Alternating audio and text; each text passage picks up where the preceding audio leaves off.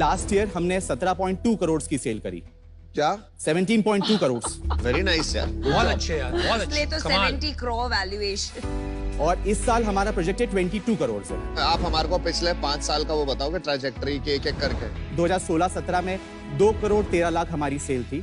अगले साल हमारी 7 करोड़ हुई, उसके अगले साल हमारी 9 करोड़ हुई, फिर 12 करोड़ हुई, फिर 19 करोड़ हुई, फिर 17 करोड़ हुई। कम क्यों हुई?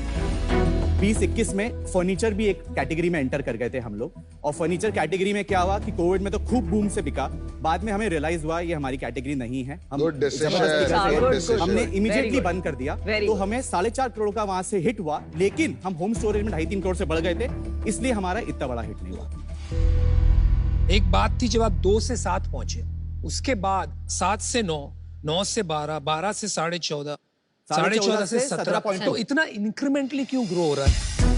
Either it is market size छोटा है, आइदर इट इज की कंपटीशन इतना है अनऑर्गेनाइज्ड प्लेयर्स में कि बहुत मुश्किल हो जाती है और प्राइस पे कंपटीशन होने लगता है, तो आप स्लोली ग्रो करते हैं। ये जो कैटेगरी है ये एक्चुअली इंडिया में बहुत ही नेसेंट स्टेज पे है।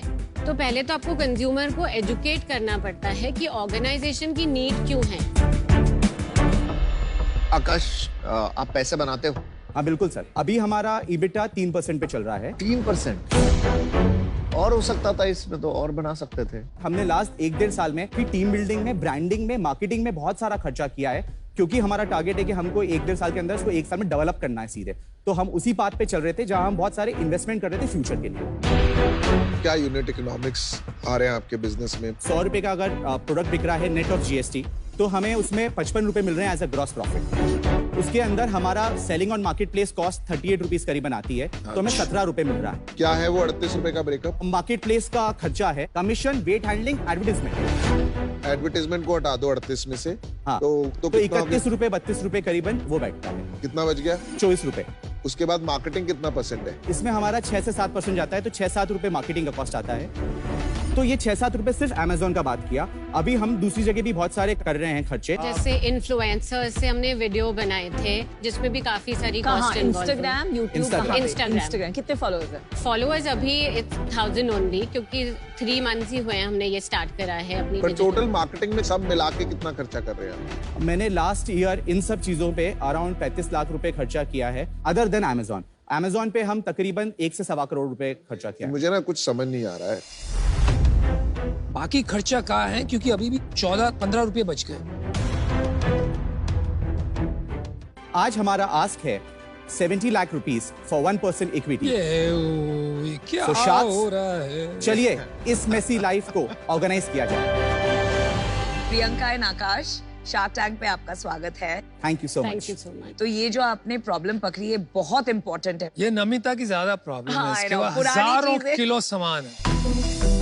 अनुपम तो इतने मिनिमलिस्ट है, उन्होंने दिख रहा है।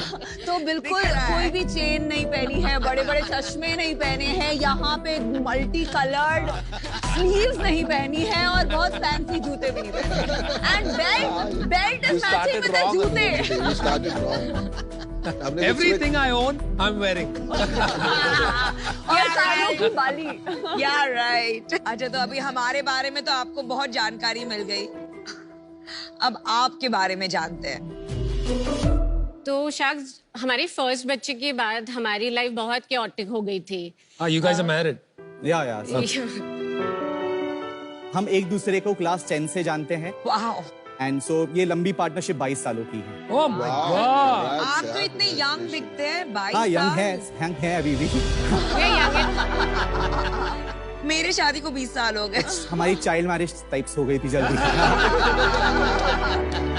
ऐसा मत किया करो, मेरा काम बंद हो जाएगा शादी का। So, हमारे फर्स्ट बच्चे के बाद हमारी लाइफ बहुत chaotic हो गई थी। पूरा घर हर समय बिखरा पड़ा रहता था, और उस कारण से हमारे बीच भी छोटी छोटी बातों पे झगड़े होने लग गए। ये कहाँ है, ये नहीं मिल रहा, वो नहीं मिल रहा। सो तब हमने रियलाइज करा कि ये सिर्फ हमारी प्रॉब्लम नहीं है, ये हर घर की प्रॉब्लम है, हर होम मेकर की प्रॉब्लम है। मैं एक थोड़ा सा क्वेश्चन पूछना चाहता हूँ। तो एज अ पर्सनल स्टोरी, मैं अपने एरिया में आने नहीं देता कि ये मेरा एरिया है, यहाँ कोई नहीं आएगा। बट प्रिया का जो साइड है वो बहुत क्लीन रहती है, मेरी मतलब मेरी साइड मेरे स्टाइल से रहती है। इसकी एक्चुअल जरूरत तो कम है ना? नहीं सर, एक तो मैडम को है, जैसा आपने बताया, वो ऑर्गेनाइज रखती है। नॉर्मली हिंदुस्तान में औरतों को अपने बच्चों का अपने हस्बैंड का, उनका भी कबर्ड जमाना पड़ता है। कितनी बार वुमेन को जज भी किया जाता है कि वो कितना नीटली अपना घर रखती है, कितना नीटली अपना कबर्ड रखती है। लेकिन प्रियंका ये टाइम बदल रहा है थोड़ा, मुझे लग रहा है कि guys keep their own stuff में। Yeah, मेरे लिए absolutely, तो because with me, my man is not like that. Yeah. My man, I like it. Hey, no prizes for guessing कौन CEO है। हम पर्सनली 100 होम मेकर्स से जाके मिले। अराउंड हमने 500 इंदौर में, Indore, outside Indore, Bombay, Delhi, Bombay, Bangalore, we have done everywhere. our research, complete एक अच्छी रिसर्च करी। एंड अराउंड हमने 500 कबर्ड्स को स्टडी करा, जिससे हमें ये पता चला कि क्या होम मेकर्स की चैलेंज है, क्या क्या प्रॉब्लम्स आती हैं। तो जैसे अगर मैं ये शर्ट स्टैकर की क्या क्या प्रॉब्लम ये सॉल्व करता है, अगर आप अपनी कबर्ड में शर्ट्स हैंग करते हैं हैंगर में, तो आप मैक्सिमम 12 से 15 शर्ट्स हैंग कर सकते हैं इन अ कबर्ड लाइक दिस। पर अगर हमारे शर्ट स्टैकर से अपनी शर्ट्स को स्टोर करते हैं, तो आप अराउंड 120 शर्ट्स रख सकते हैं in that 120 shirts 10 times as much. Yes. Yes. ये तो मैंने मतलब बचपन से देखी हुई है, ये वाली चीज तो मिलती है। अलग डिजाइन है हाँ, जो पर मैं कॉलेज में जब था ना, जॉब करता था, ये यूज करके मैंने अपने सारे कपड़े रखे। मैंने इंडिया में नहीं किया था, बाहर किया था, तो इसका मतलब बाहर है ये, इंडिया सर में बाहर है, लेकिन एक बहुत बड़ा प्रॉब्लम बताना चाहूंगा मैं। कंपनीज लाइक IKEA, मुजी, ये हिंदुस्तान में अब आना शुरू हो गई हैं, लेकिन ये ओपन क्लोजेट पे बनी है। वहां पे इतनी डस्ट, इतनी सारी होर्डिंग की प्रॉब्लम्स नहीं है। ये समस्या हमारे हिंदुस्तान की अलग है, जो वो सॉल्व नहीं कर सकते। आप वो दे देंगे हमें जो प्रोडक्ट लाए हैं, मैं जरा आप जाके दिखाने के लिए। मैं एक मिनट देख लेते हैं ना थोड़ा। ये एक साड़ी ऑर्गेनाइजर है, हैंगिंग साड़ी ऑर्गेनाइजर। ये ले जाऊं मैं? Sure. This is a drawer organiser. तो आपका प्रोडक्ट तो समझ गए, कितने का बेचते हो? ASP हमारी 505 रुपए। अभी आपकी कितनी सेल है?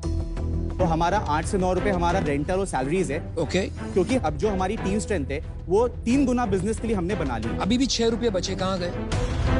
14 रुपए में से सर 9 से 10 रुपए का 3 रुपए बच रहे हैं हमारे पास अभी आज की तारीख में। 11 रुपए चलेगा। चलिए ठीक है, आपके थोड़े हिसाब ठीक है, अभी में मान अमन ने लेते हैं। डिसीजन बना दिया है।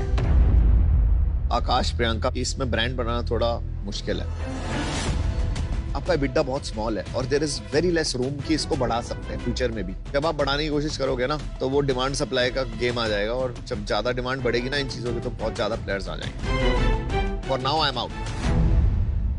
मुझे लगता है आपको थोड़ा सा डिजाइन पे काम करना चाहिए। जी, जो मैंने प्रोडक्ट को फील किया, वो फिनेस नहीं आ रही है। ऐसा लग रहा है कि मार्केट से भी अगर कुछ सस्ता भी मिलेगा, वो भी ऐसा ही दिखेगा। मैं अभी इससे बाहर हूँ, बिकॉज मुझे लगता नहीं मैं इसमें बहुत ज्यादा वैल्यू ऐड कर पाऊंगा। कुछ कैटेगरीज ऐसी होती हैं जो फंडामेंटली कमोडिटाइज ही होती हैं, स्पेशली जहां कंज्यूमर आपका ब्रांड नहीं देख पा रहा है। ये चीजें हम अंदर छुपा के रखते हैं। लॉन्ग टर्म में मुझे लगता है ऐसी कैटेगरीज में प्रॉफिट जनरेट करने का एक ही मीडियम है, और वो है ब्रांड बनाना। ब्रांड नहीं होता तब तक प्राइस कंपटीशन में एक दूसरे को अमेज़न पे काटते रहेंगे लोग। तो अभी ये थोड़ा कमोडिटाइज्ड बिजनेस लग रहा है। मैं अभी इससे आउट होना चाहूंगी, पर अगर ब्रांड बनती है तो ऑफ कोर्स एक्साइटिंग हो सकता है। मैं आपको बताती हूँ मेरा प्रॉब्लम क्या है। एक्चुअली मैं पीयूष से बिल्कुल सहमत हूँ। आपके प्रोडक्ट्स में फिनेस नहीं है। अब मैंने अभी जिपर चेक किया, यू नो द क्वालिटी, तो आपका डिफरेंशिएशन आएगा जब आप एक better design, better touch and feel देंगे, and maybe we'll meet someday in the future. But I'm out. तो अभी एक शार्क बाकी है। Anupam is the only shark. यार इंटरेस्टिंग मार्केट है, मुझे लगता है कुछ किया जा सकता है, but you are very far away from जहां पहुंच के बिजनेस बनेगा। मैं इसे बिल्कुल अर्ली स्टेज की तरह वैल्यू करूंगा, नॉट योर 17 करोड़ रेवेन्यू। तो अगर उसमें आपको इंटरेस्ट है तो मैं आपको एक ऑफर कर सकता हूं। मैं आपको 50 लाख रुपए दूंगा, 50 लाख में 10% इक्विटी, और मैं आप 20 लाख रुपए आपको लोन दूंगा एट 10%।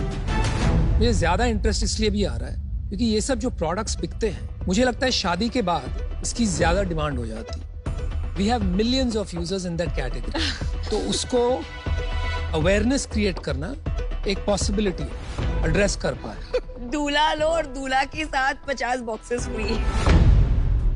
हमारा सर काउंटर ऑफर है कि आप 50 लाख ऑन 5% इक्विटी पे अगर आप करना चाहें तो we would be very much happy. 50 lakh 5% में देखो, इससे बात नहीं बनेगी।